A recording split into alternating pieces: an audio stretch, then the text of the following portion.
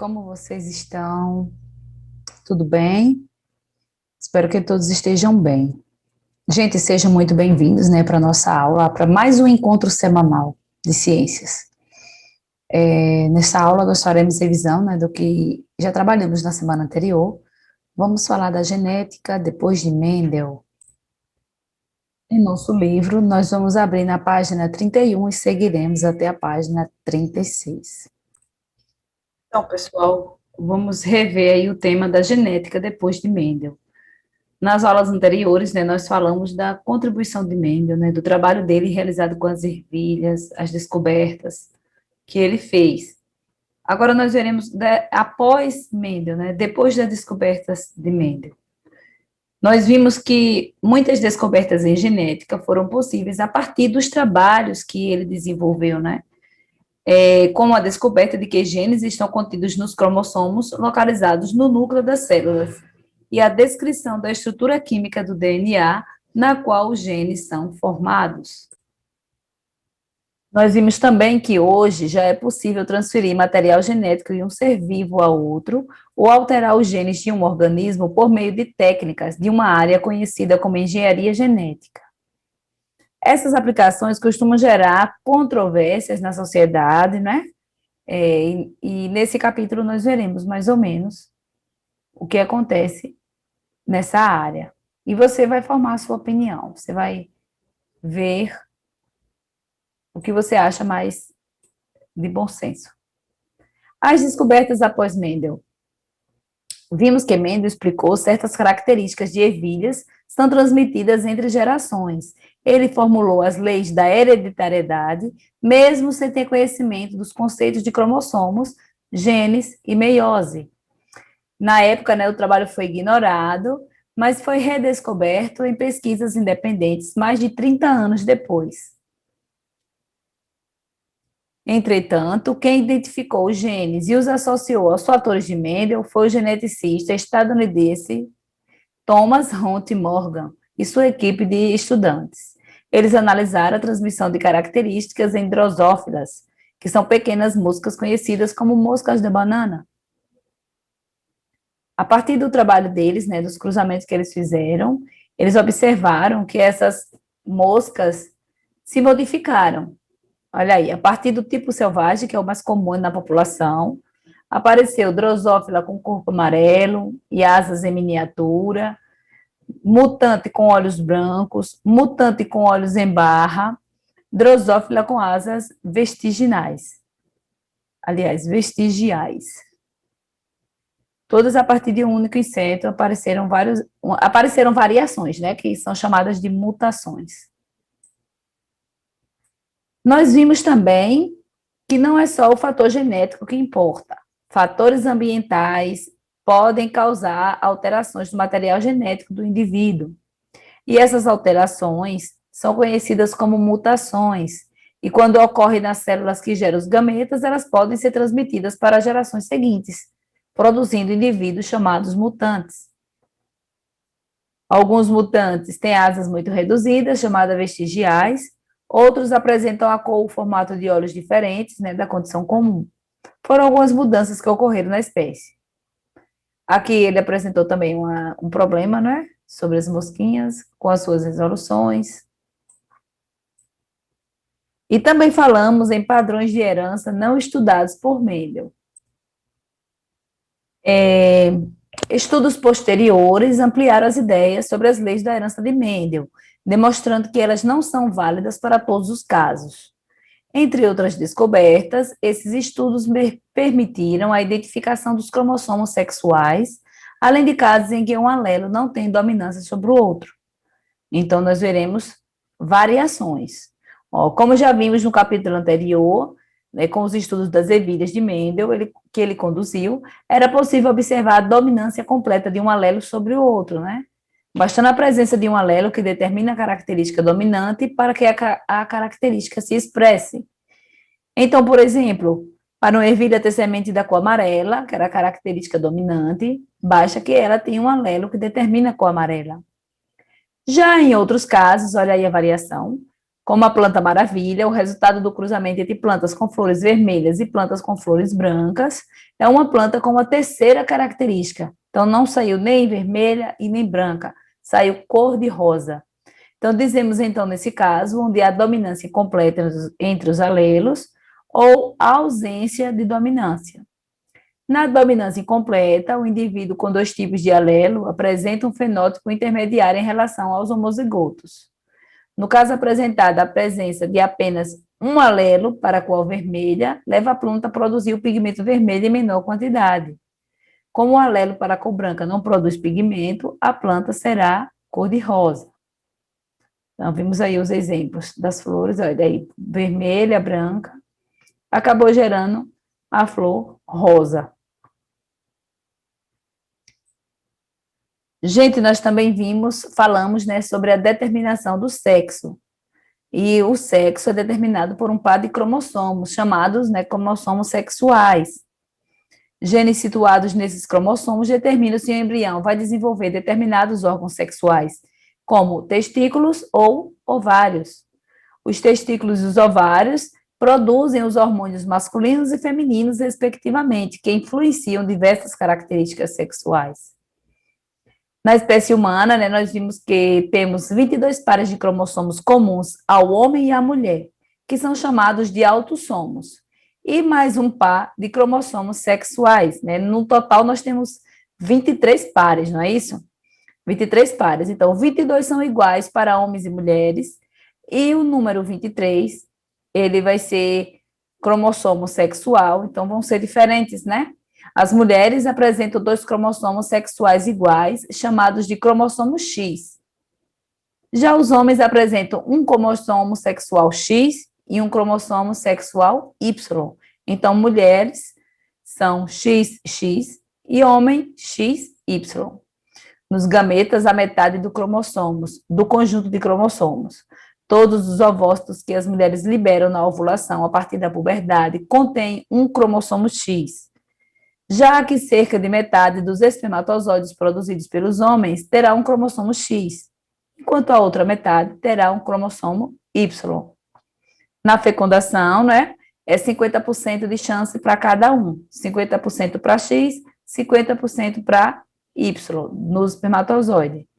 Então, o X tem 50% de chance de ser fecundado por o espermatozoide X, dando origem a um zigoto XX, que no caso é feminino. Enquanto o ovócito X também tem 50% de chance de ser fecundado por espermatozoide Y, formando um zigoto XY, que nesse caso será do sexo masculino. Portanto, um ovócito 2 necessariamente tem o cromossomo X.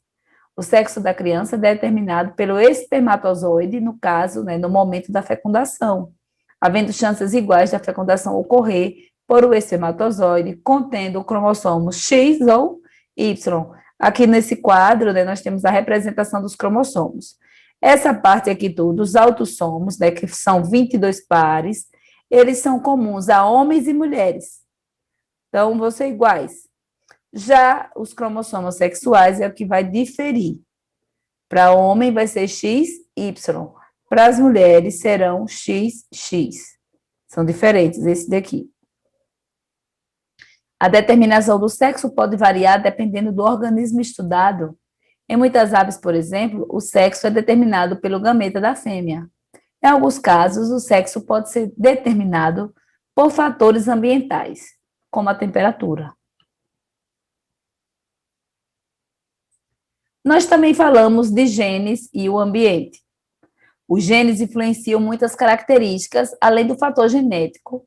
Hoje sabemos que os fatores ambientais também têm grande influência sobre a forma como nós, os outros seres vivos, né, nos desenvolvemos. Quando um caráter está presente já no nascimento, independentemente de sua causa ser genética ou ambiental, ele é considerado congênito. Por exemplo, como podemos mencionar duas causas para a surdez congênita, uma ambiental e outra genética. Se uma mulher foi infectada pelo vírus da rubéola durante a gravidez, ela também pode infectar o embrião e provocar surdez congênita na criança. Mas a surdez pode ser causada também por alterações em um gene que é transmitido dos pais para filhos. Pode-se dizer que, na maioria dos casos, uma característica é influenciada tanto pelos genes quanto pelos fatores ambientais. Uma pessoa com genes que determinam a produção de pouca melanina, por exemplo, terá a pele clara. Se ela se expuser muito ao sol, poderá ficar com a pele um pouco mais escura, mas nunca chegará a ter pele tão escura quanto uma pessoa com genes que determina a produção de uma grande quantidade de melanina. É preciso compreender que o efeito de um gene pode ser modificado pelo ambiente. Uma pessoa com tendência genética, como para a obesidade, por exemplo, ela pode conseguir manter um peso saudável se controlar a alimentação. Então, nesse caso, o fator ambiental, né, que é a alimentação, ela impede que o possível efeito genético se manifeste. Vamos lá. Vou mostrar para vocês um textinho aqui sobre, continuando ainda nessa linha. Genética e saúde, gente. O avanço dos estudos genéticos permitiu que os cientistas identificassem genes relacionados a alguns tipos de câncer, que são transmitidos de pai para os filhos. Gente, esse texto não está no nosso livro, tá bom? Então, é o texto extra que eu estou mostrando para vocês. É o caso, por exemplo, do gene BRCA1, localizado no cromossomo do número 17, e do gene BRCA2, localizado no cromossomo de número 13. Normalmente, esses genes atuam no organismo humano como supressores tumorais. Isso significa que eles regulam a proliferação das células, impedindo que tumores se desenvolvam. No entanto, alterações nesses genes podem prejudicar sua atuação, impedindo a realização adequada de suas funções, realizando no desenvolvimento de alguns tipos de câncer. Aliás, resultando no desenvolvimento de alguns tipos de câncer, entre eles o câncer de mama. Estudos recentes sugerem que mulheres que apresentam alterações no gene BRCA1 têm um risco de 50% a 80% de desenvolvimento de câncer de mama até os 70 anos de idade. O risco para as mulheres com alterações no gene BRCA2 é semelhante, no entanto, o aparecimento do semelhante. No entanto, o aparecimento do problema ocorre em idade mais avançada. Nas mulheres, alterações nesses genes também podem levar ao desenvolvimento de câncer de ovário. Nos homens, alterações do gene BRCA1 podem levar ao desenvolvimento de câncer de próstata, enquanto alterações no gene BRCA2 aumentam o risco de desenvolvimento de câncer de mama. Atualmente, existem testes genéticos que podem ser feitos para a detecção de alterações nesses genes.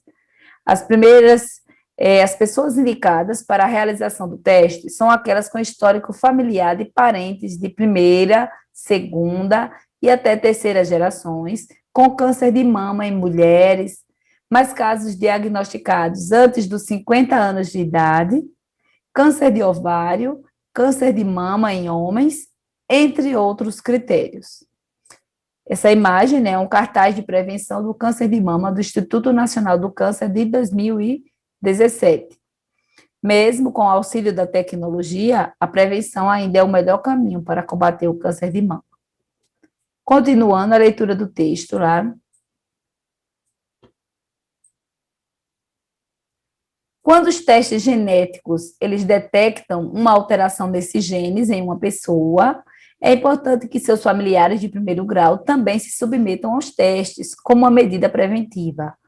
Eu não sei se vocês já passaram por uma situação igual ou semelhante a essa, mas geralmente quando a gente vai ao médico, né, o médico procura saber o nosso histórico, então ele procura saber de casos. Por exemplo, a gente vai fazer um exame de vista. Uma das primeiras coisas que eles perguntam é: tem caso de cegueira na família? Eles já perguntam logo sobre isso para saber se tem alguma doença que faz parte da nossa, que pode chegar, né, através da hereditariedade. Então, é muito importante esse trabalho. Os indivíduos que apresentam alterações nesses genes, BRCA1 e BRCA2, capazes de levar ao desenvolvimento de câncer, podem se beneficiar de estratégias que reduzem esse risco. Algumas dessas estratégias envolvem intervenções cirúrgicas, como a mastectomia, que consiste na remoção de regiões da mama, e a oophorectomia, que consiste na remoção de um ovário ou de ambos. Esses procedimentos cirúrgicos reduzem as chances de se desenvolver os respectivos tipos de câncer. A atriz Angelina Jolie optou por realizar ambas as cirurgias, depois que detectou uma alteração no gene BRCA1. Em 2013, a atriz se submeteu à mastectomia de ambas as mamas e, em 2015, retirou os 2 ovários. Leia o que a atriz disse diante da situação. Eu queria... Deixa eu aumentar aqui mais um pouquinho. Eu queria escrever isso para contar a outras mulheres que a decisão de fazer uma mastectomia não foi fácil, mas eu estou muito feliz de tê-la tomado, diz Angelina. Minhas chances de desenvolver câncer de mama caíram de 87% para 5%. Posso dizer aos meus filhos que eles não precisam ter medo de me perder para o câncer de mama, afirma. Então, era uma possibilidade, né, de ter a doença que foi diagnosticada, né, que foi descoberta através da genética. Gente, tem algumas questões aqui, mas é só para vocês pensarem, certo? Eu não vou cobrar de vocês. Ó, explique de forma resumida o que é dito no texto a respeito da relação entre certos genes e o desenvolvimento do câncer. É o que a gente acabou de falar, né?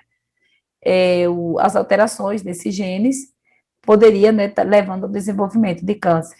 Porque se recomenda que familiares de primeiro grau de pessoas que apresentam alterações nos genes também façam os testes genéticos capazes de detectá-los. Porque nós falamos de hereditariedade, né? Então, essas informações podem ser passadas de pais para filhos, né? Então, os problemas podem ser passados através das gerações.